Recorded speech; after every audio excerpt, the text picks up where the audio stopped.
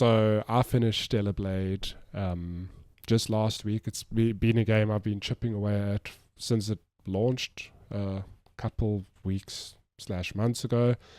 And I really, really, really enjoyed it. Far more than I thought I would. I think it's one of those weird things where the game launched and the discourse was more not on the game itself, but more on censorship and the outfits and whatever. So it's just one of those things I went in like our eyes rolling, like what is this game actually going to be?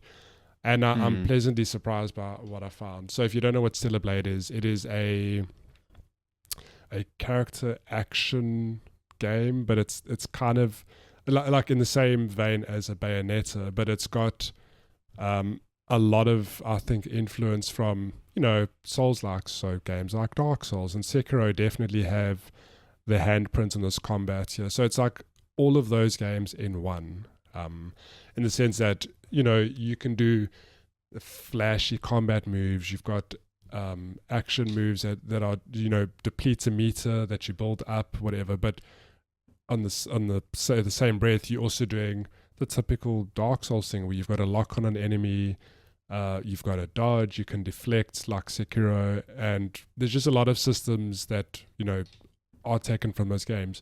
When you rest at a campsite, enemies respawn. Is it explained lore-wise? I can't tell you it is, because I never found a lore entry that explained that, but for gaming reasons that happens. And it surprised me. Like, honestly, I was just taken aback by how good the game looks, how it plays. I think it feels really good, and just how deep it goes. Like, I think the more you play, you start to realize how deep the combat is, and you sort of click with it. And I'm sorry I keep making the Sekiro comparison. It's just because there's a deflection system that's very similar to it. Like, remember playing Sekiro for the first time? I think that game was done by From to challenge fans who were used to at the time the typical Dark Souls or Bloodborne experience, and it was more about you can't dodge, like you have to deflect, and it was kind of a weird muscle memory thing to get into. But the moment it clicked, it was like, whoa, this combat feels really good. So while you can dodge in Stellar Blade, you are incentivized to deflect if you can, parry and dodge, dodge, and because, like, as an example, you've got a meter that fills if you parry correctly, and you can use that to do abilities. You get late in the game a whole separate meter that fills when you dodge at the last second, which lets you do a whole other set of moves entirely. So there's just like a lot of these systems in place, and it's not overwhelming at all, I don't think. And when it all comes together, it's just this very flashy, very cool looking, fun game to play. Like, it's the sort of thing where there's New Game Plus. I'm like, maybe one day I will play it again. Because how long was the sort of playthrough? You might have mentioned, but no. So I didn't mention now, but I think for me to roll credits here was, I'd have to confirm, but under 30 hours. I'd say 25 to 30, and I did a couple side things. I think if you mainlined it, you'd probably do it in 20, if that, maybe less. And I think it's such a weird thing, because I've seen people saying like, oh, the game's too short. And yeah, maybe if you compare it to other games like a Dark Souls, Dark Souls is typically a 30-40 hour experience. I thought this game was perfect in length. Like, it doesn't overstay its welcome.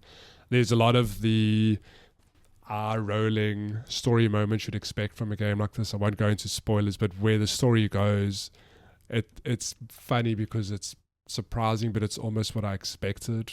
When you go into one of these big anime-esque action games, when there's these big reveals, it's like, oh, I kind of expected that from a game like this. What was I expecting?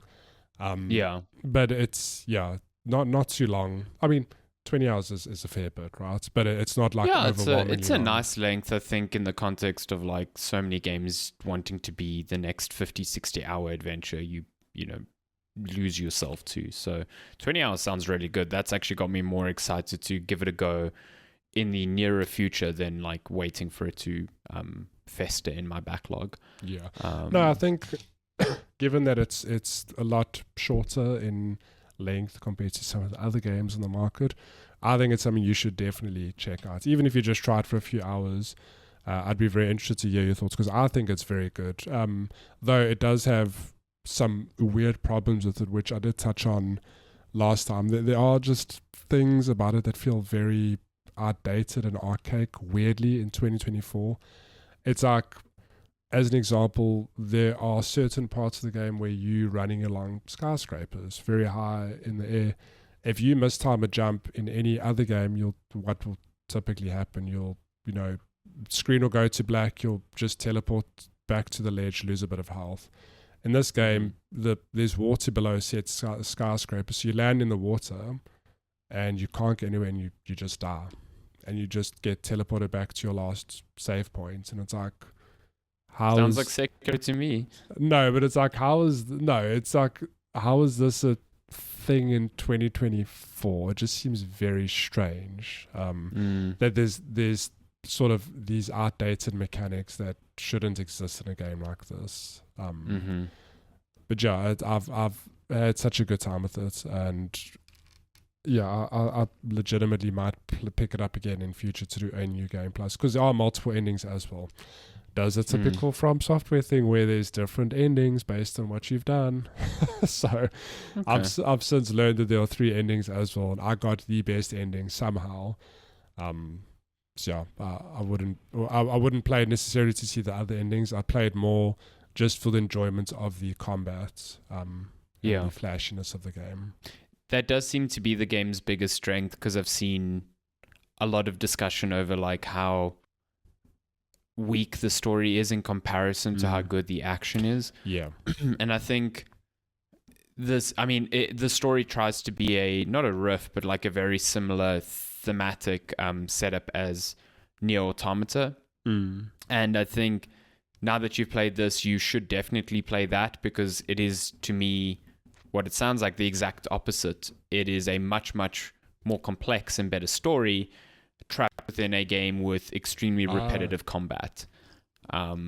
So it would be interesting to play that now and, see your thoughts on that with comparison to Stellar Blade in that regard. So yeah, I feel it's interesting because I haven't played Nier Automata, but it's just interesting because the story isn't great. Like, I think it's an interesting premise, interesting setup, but how it's executed, like the voice acting sometimes isn't. I'm not going to say it's bad, but it isn't kind of like the best. It's very, very much average. But it's this weird contrast to have this really try-hard story next to legitimately, I think, good combat. So yeah, it's like one of the few things holding the game back, I feel. Yeah, which is a bummer. Like, you want something like that to be the complete package, but there's clearly like focuses on one or the other, and there's concessions made. But the combat looks really good. It's the thing that surprised me the most about this game. Same. Because if you watched like trailers and whatever, I don't think anyone got the sense of just how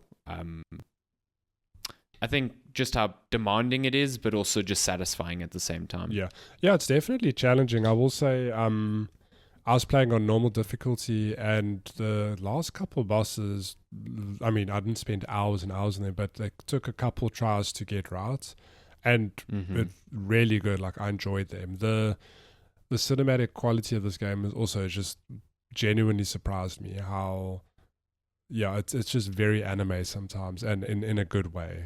Like, there are times a boss fight happens, I'm like, ooh, yes, I'm very excited to fight this person or this thing.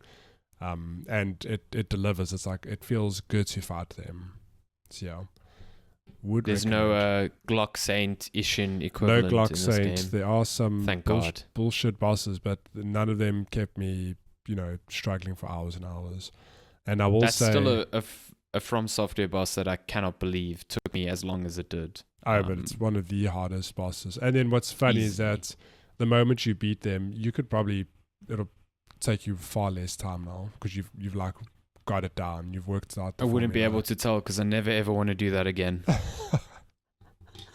I'm going to play that game again one day. Good Lord. No, that game.